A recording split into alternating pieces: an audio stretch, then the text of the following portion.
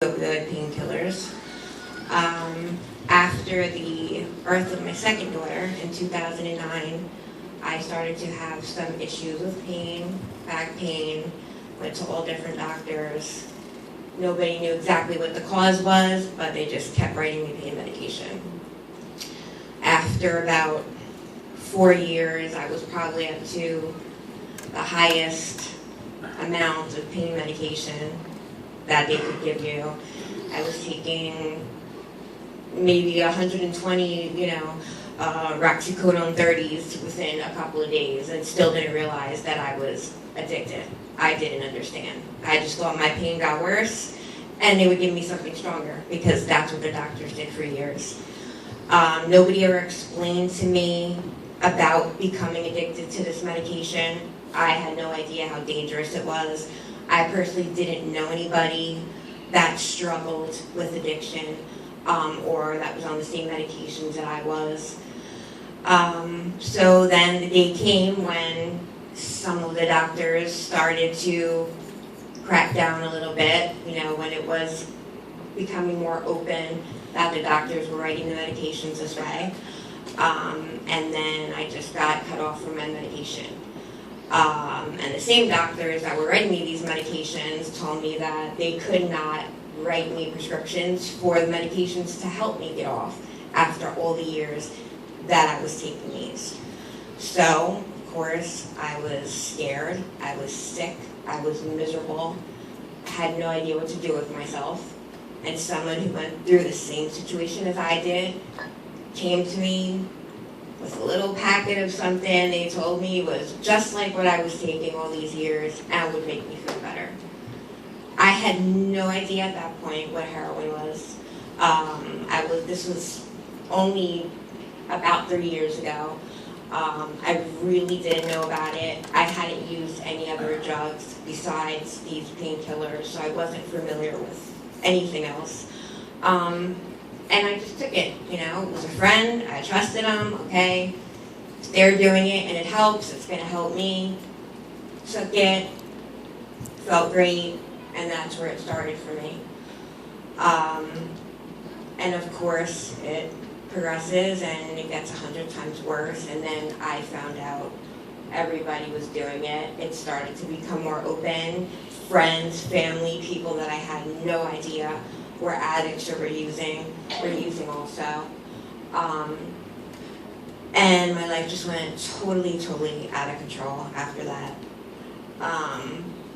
On New Year's Eve, 2014, I overdosed off of 2 bags of heroin that were laced with fentanyl. I was in my bedroom, and with my boyfriend at the time, we were both using together. He left out for a minute. I remember him walking out the door, and the next thing I remembered was waking up to the Amboy Police Department and the EMTs in front of me, and me just being in total shock and asking where my daughters were because I knew that they were in the house at the time.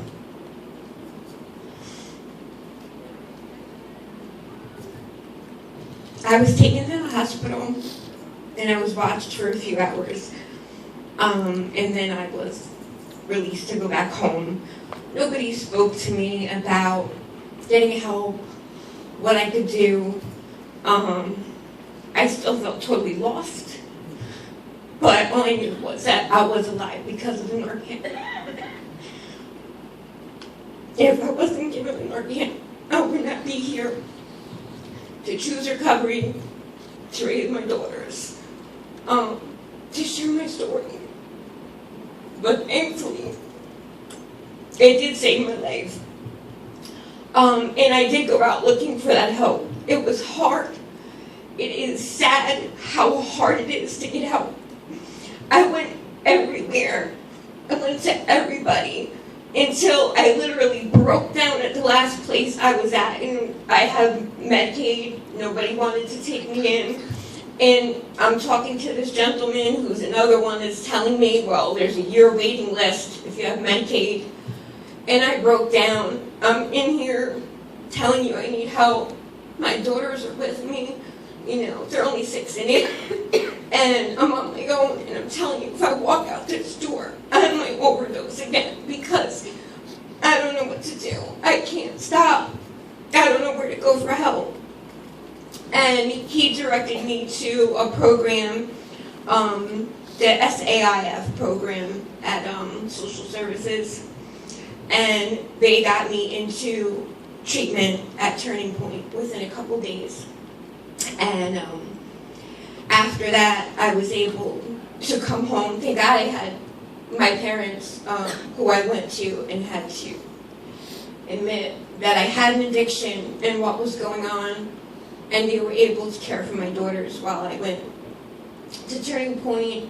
And then I came home, and I got myself into an intensive outpatient program in Perth Amboy. It's called Clarity Treatment Center. Without their support, without my family's support, I don't know if I could have done everything that I've done and I am doing. But I do, the Narcan is so important.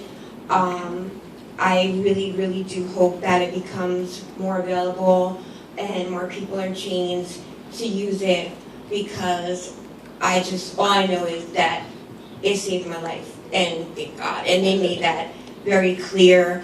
If it would have been another couple minutes and I did not have that Narcan administered to me by the EMT that was there, I would not have been here today.